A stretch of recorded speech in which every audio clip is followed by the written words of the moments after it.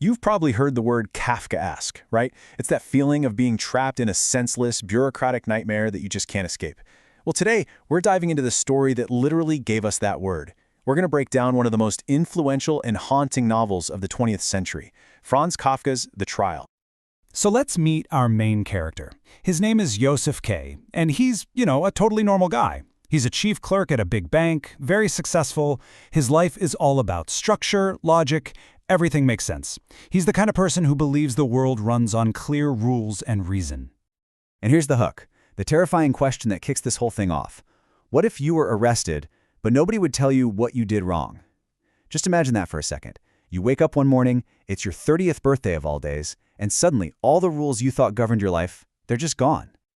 All right, let's dive right into that fateful morning. This is the moment Josef K's entire world gets turned upside down, and it's the start of one of the weirdest, most confusing journeys you'll ever read about. To really get what's happening, you have to understand K's whole deal. This guy is a true believer in the system. He thinks he lives in a world of law and order, where things happen for a reason, Actions have consequences, and there's always an explanation. Well, that belief is about to be completely, utterly shattered.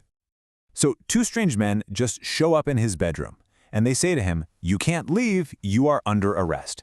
But get this, they're just casually eating his breakfast while they say it. It's this incredibly surreal moment.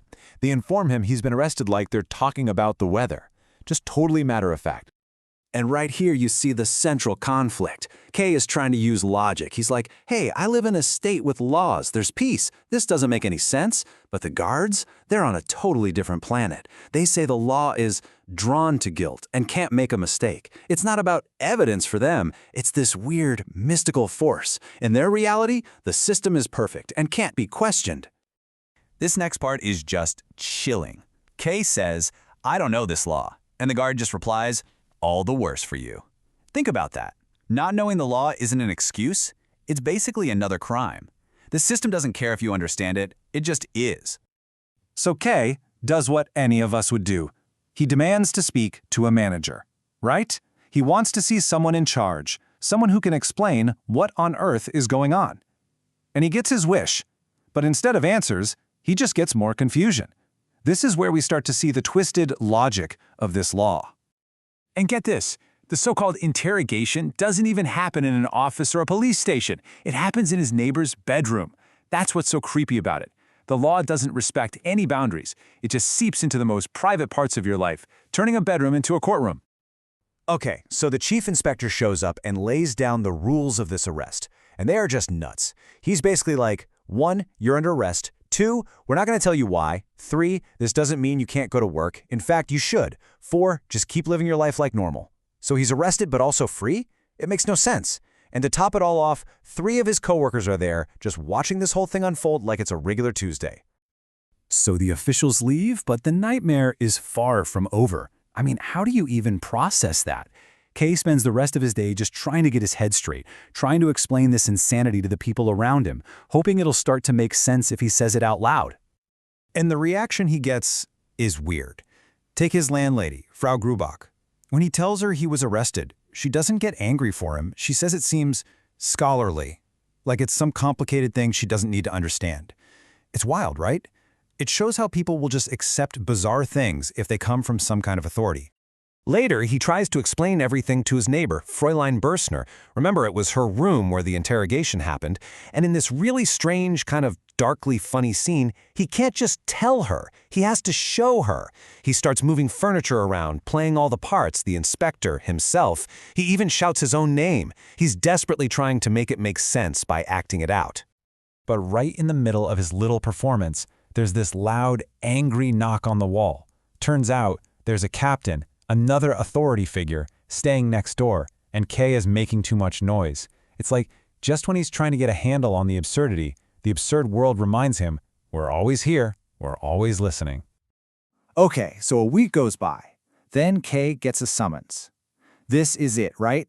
This has to be his chance. He's finally going to a real court, he's going to hear the charges, and he can use his logic to prove his innocence. Finally, some answers. Except, the summons is a joke. It's just a quick phone call. No official letter, nothing. And they don't even give him a time. He's just told to show up on Sunday morning. So he has to guess. What time does a court start? 9 a.m.? Seems right. The whole system is designed to keep you off balance and guessing. So he gets to the address they gave him, and it's not some big, impressive courthouse. Not at all. It's just a regular, rundown apartment building in a poor neighborhood. It looks like every other building on the street. This is definitely not what he was picturing for his day in court. He has to wander around, going from floor to floor, until he finally finds it. And the courtroom, it's just someone's apartment. It's small, it's hot, and it's absolutely packed with people. The air is stale. Again, we see this theme. A normal, private home has been taken over by this strange, invasive legal system. And the crowd is bizarre. They're split right down the middle into two groups. One group seems to be on his side. They even applaud him at one point. The other group is just silent and, well, judgy. It doesn't feel like a court hearing. It feels more like he's stumbled into some weird political rally where he has no idea what's going on. This is the point where things go from just being strange to being completely and utterly absurd. K has officially entered the labyrinth. He's in a world now where his logic means nothing, and who he is, well, that's suddenly up for debate. He hasn't even said a word yet, and he's already being accused. The magistrate looks at him and says, "You should have been here an hour and 5 minutes ago." Remember, they never gave him a time. So he's already guilty of being late for a meeting that was never scheduled. The verdict is in before the trial has even started.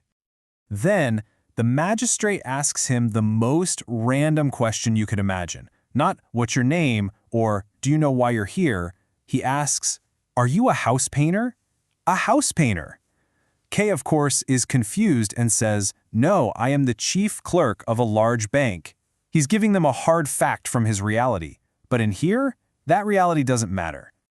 And how does the room react to this simple, true statement?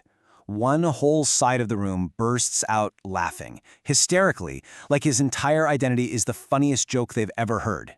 And that's the moment it really hits him. Everything he's ever relied on, facts, logic, reason, it's all completely worthless in here. And that's where we're going to leave Josef K for today. Stuck in this stuffy apartment, being laughed at by strangers, accused of a crime he knows nothing about by a court that doesn't follow any rules. It really makes you wonder, doesn't it? In a system that gives you no answers, no logic, what does guilt even mean? Or maybe just being accused is the punishment.